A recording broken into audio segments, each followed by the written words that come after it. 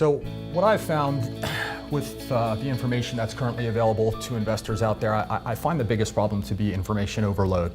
You've got several stock market news channels, newspapers, there's plenty of other newsletters out there. Some of the stuff is relevant, some of it is actually quite fantastic.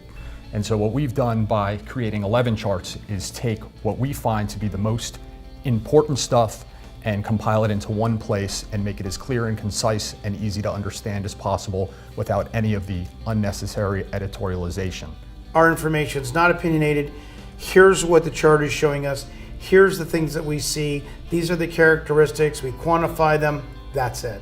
The market environment right now is it's an institutional environment. They account for about 70% of the volume that you see on a daily basis. And as Andre was saying, for example, one smart mutual fund manager or pension fund manager might find a stock, their team of analysts. And the thing is, these big funds, it's a size issue. They're managing billions and billions of dollars.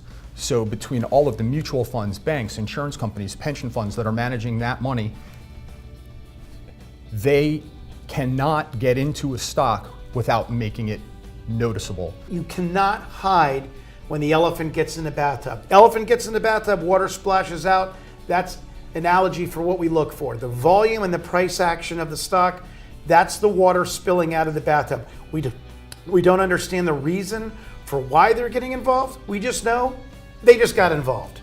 And when that happens, we pay close attention. And we also, it's the opposite. When they get out of the bathtub, there's a change and the water level drops, and you can see it when institutions start selling stock. This is telling you that the personality of this is the elephant in the bathtub. He's definitely getting out. There's no doubt about it.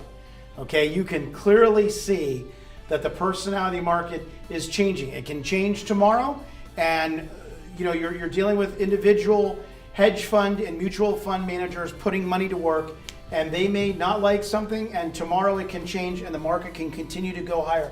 But right here, you want to be defensive. You want to be very cautious and very careful, because it was in a nice tight range above the moving averages, and now it's changed personality. You can clearly see a shoulder ahead and another shoulder possibly forming. You don't know for sure. This shoulder could go out and it could move higher, and it resets everything. Everything starts all over again. Okay, so what we do is we analyze the chart, and our biggest concern with any stocks that we buy is analyzing the risk and mitigating the chance of losing money. That's really the focus of what we look at. Our philosophy is basically like this. If you have a winner and it starts to win, you let it win. If you have a stock that's not performing, you get rid of it. It's just simple. It's mechanical. We don't fall in love with them. We just eliminate, we move on, we don't think about it. So you have to understand and how to interpret those signals. And that's part of our proprietary system that we've developed on top of William O'Neill's type theory and Jesse Livermore, fundamentals from Livermore and Baruch that we follow.